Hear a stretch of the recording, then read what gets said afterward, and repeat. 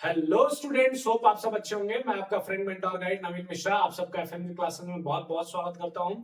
तो हम class 11 chapter sequence and series exercise 9.3 के क्वेश्चन नंबर 17 को करते हैं। क्वेश्चन का स्टेटमेंट क्या है, देखिए।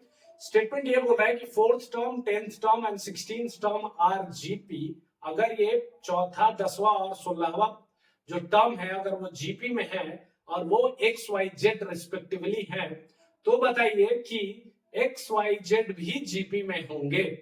तो इसके लिए जीपी में हमें कोई भी टर्म होने के लिए क्या कंडीशन है, आप बताइए।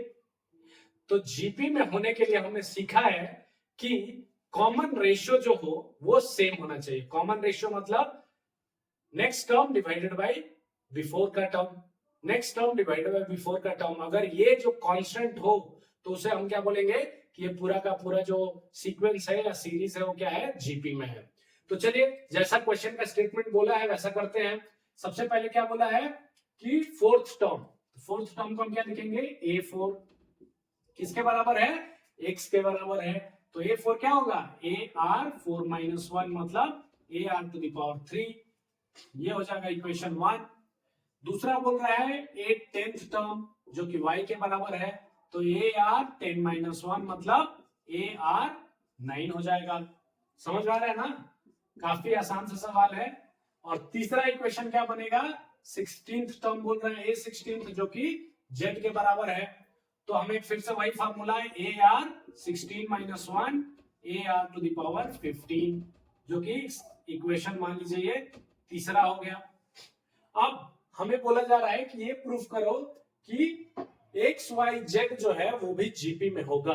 तो जीपी में होने के लिए क्या कंडीशन है इसमें, y second term divided by first term, third term divided by second term अगर कांस्टेंट आ रहा है मतलब ये जीपी में है। तो चलिए हम क्या करते हैं, इक्वेशन 2 को 1 से डिवाइड करते हैं।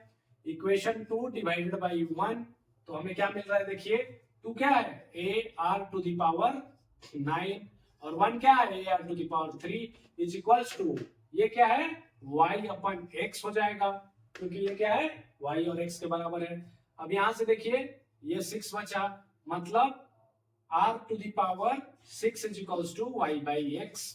ठीक है। अब देखिए हम क्या करेंगे, इक्वेशन 3 को हम क्या करते हैं, last term next term divide by उसके प्रीवियस का टर्म। तो इक्वेशन 3 को हम we will divide by equation 2। अब देखिए यहाँ पे क्या है, equation 3 AR to the power 15 और इक्वेशन 2 क्या है, AR to the power 9 is equals to equation 3 किसके बराबर है, Z बटा और ये सेकंड इक्वेशन y के बराबर है। अब यहां भी देख लीजिए आप, यहां भी 6 हो रहा है तो R to the power 6 is equals to Z by y। क्या आपको कुछ यहाँ पे कोरिलेशन समझ में आ रहा है कि जब भी हम रेशियो निकाल रहे हैं तो रेशियो क्या आ रहा है, कांस्टेंट आ रहा है, R टू द पावर 6 आ रहा है हर दोनों ही केस में। इसका मतलब जब जब कॉमन रेशियो सेम हो तो वो सीक्वेंस क्या होता है, वो टर्म्स क्या होता है, जीपी में होता है। ठीक है। तो यहाँ पे हमें क्या है, कॉमन रेशियो हमने दिखा दिया कि सेम आ रहा है, hence this complete sequence x y z will be also in GP. Hope आप सबको समझ में आया होगा। Thank you so much.